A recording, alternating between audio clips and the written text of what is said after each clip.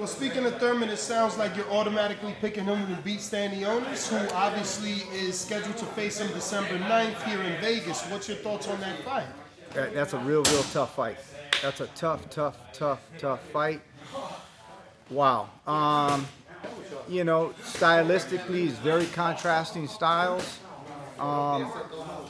You know, if it's the Keith Thurman that I've seen in the past, obviously I've been up against him a couple times with Robert Guerrero, obviously with Barrios. Keith Thurman's a very underrated boxer. I think what really hurt him is the inactivity. Then he had the loss to Pacquiao. I take that with a grain of salt because I was kind of privy to a lot of people behind the scene. I know he had a bad hand injury, not just from him saying it or making excuses. I know he had a lot of bone spurs on his elbow and things like that. That takes nothing away from Pacquiao and what he did. But I know he wasn't 100% that night. But it was a mega fight for him. He had to push through and go through the fight. I'm sure he still thought he was going to win. He came up short.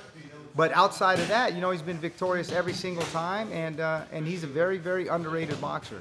He has a lot better movement than people think, and he can do a lot of subtle things in there that people underestimate about him. So I'm kind of leaning towards Keith Thurman. Would I be shocked if Stanionis beat him? No, but I'm leaning towards Keith Thurman in that fight. If Thurman wins and Crawford stays at 47, between the three names, who do you think he takes? Not named Earl Spence. Jaron, Mario Barrios, and obviously Thurman if he beats Stanionis, or should I say Stanionis, Thurman winning? Again, a lot of things always come into play. Is like, you know, contracts. Who's going to get what? Who's going to do this?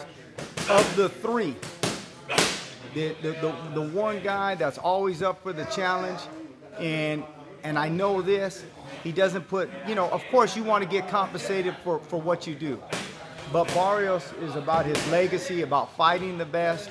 And so of the three, who would probably be the easiest guy to make the fight with, I would think it's about Barrios, because I know he's a very prideful Mexican, and he's about the biggest, toughest possible fights. He went to Atlanta to fight Tank, basically his second home. 20,000 people were there. Would you and Barrios entertain Omaha, since Crawford does so well in Omaha? Yeah, like again, Mario Barrios, he take on all comers, all challenges, and he's proven that in the past. You know, at the end of the day, you know, like my grandma used to always say, you know, you plant lemons, don't expect that you're going to get oranges, right? So one thing that we've proven and we've seen with him is, look at his track record, look at the seeds that he's planted, whether it's, you know, fighting Gervonta Davis, whether it's the very next fight, going to fight Keith Thurman at 47. It's not like, hey, let me get my bearings about me. He went to the toughest possible challenges every single time.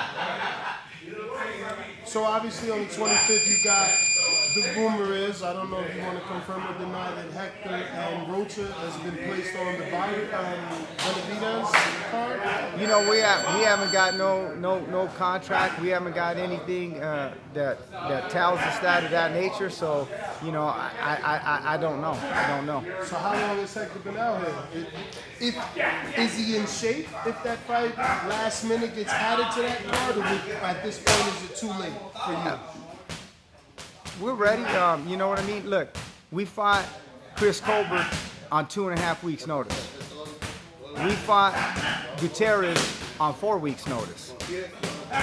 So we're ready for whatever they say. 4 weeks now. And that's the time that we had for Gutierrez. We were able to beat Gutierrez. I'm very confident in Hector and his ability. You know, if you look at the fight with Gervonta Davis, that was our first fight at 135. And in my mind, you know, we were in a dead heat fight, and we did better than Ryan Garcia. You know, and if you look at it, he gets a lot of slack for that fight because, you know, it was like 1 minute he got hit and he couldn't see, the next minute he could see again. So people kind of hoping that he was better this fight than the last fight. You know, that's fine. You know, I'll tell you something. In life, like anything, you know, Buster Douglas is a quitter until he gets Mike Tyson fight and beats Mike Tyson. So this fight ain't got nothing to do with that fight. What happens here ain't got nothing to do with here. And a lot of people, you know, Roberto Duran, he's a no mas with Sugar Ray Leonard. Second time though. Okay. Not the first fight. But second fight. But here's my point. Well, you could look at it from around the Blade Barkley's perspective at that time. Well, now he's coming up to a major weight class, and he quit in a fight with a 47-pounder, meaning now he ain't going to fight this guy or quit with this guy. What happened when he fought around the Blade Barkley? What happened with a lot of those fights moving forward? So, you know, today this can happen here, and tomorrow that can happen there. So what do you expect between, obviously, you know, he's your fighter, so I don't think you're going to pick him to lose against Roach, but what does Roach present? Oh, Roach is a solid guy. Obviously going to be a hungry guy, but we'll be prepared, and Hector will be ready for that fight. You know, obviously, this is his opportunity. I understand that. You know, he's going to make the most of his opportunity. This is one of the biggest opportunities that he's ever had, and but we'll be prepared, and I expect Hector to be victorious. No two ways or doubts in my mind. I believe the first bill was about 4 months ago, right? You know, I don't know. I don't know exactly when it was. I say that to say you have had plenty of time in your mind to prepare for Roach, right? Oh, like I said, we were able to beat Chris Colbert on 2.5 weeks' notice. We were able to beat Gutierrez on 4 weeks' notice. We'll be prepared. Well, speaking of Chris Colbert, he's also rumored to be on that card, rematching none other than Garcia-Roach, Jose. What's your thoughts on that card? On that fight rather, can you break that down? Do you think Chris gets the win? Some believe he didn't deserve the first win. I thought he won.